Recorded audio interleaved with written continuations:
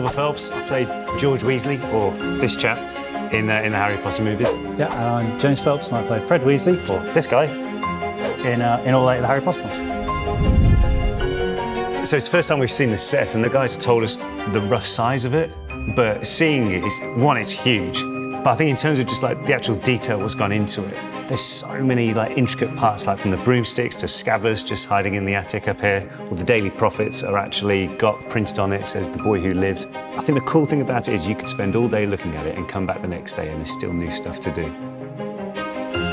I can't stress how excited I am to see ourselves as Lego characters. And what I really like as well is that they are individual, because when we actually filmed, the vests were different colours, and that's exactly the same as here, so I know that's me.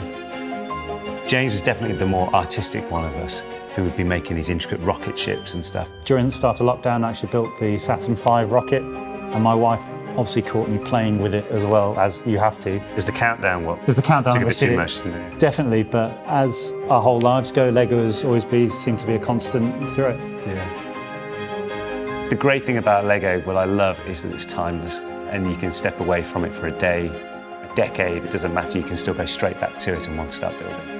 It's such a great way just to switch off from the rest of the world and turn your phone off and just really dive into this. So Ron says, how much for this? 5 galleons. You do Ron's voice. I'm your brother. 10 galleons. He's annoyed, walks off in a huff. The cool thing about the film sets is that from the outside, there was stuff going on behind it as well, which is exactly what has happened here. So it is pretty much like a miniature film set. Yeah, and also because it's not just made from one film, it's from they're highlighting on a lot of different films. So from the first one, Ollivanders, and then actually when we did the second movie, we were here in the bookstore. When they were setting up in there, we still had to stay nearby. So Oliver and I would actually go to the Quidditch supply store and actually hang around in there, and it's exactly the same as when we were filming. And then obviously the most important one is Weasley, Weasley's shot, the best one, which is obviously very close to our heart as well. But equally, the detail in it is so extreme. I'm blown away by it, I really am. James, myself and Rupert Grint, in the off time when we were filming, because there's a lot of waiting around, we actually made a Lego film.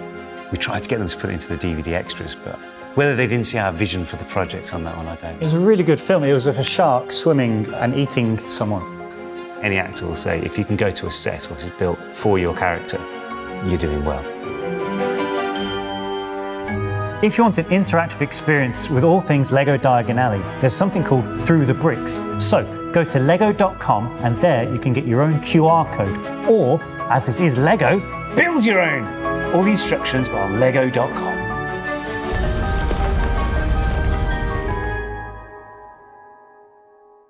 You're more of a Duplo person, though, aren't you? That's more your age range.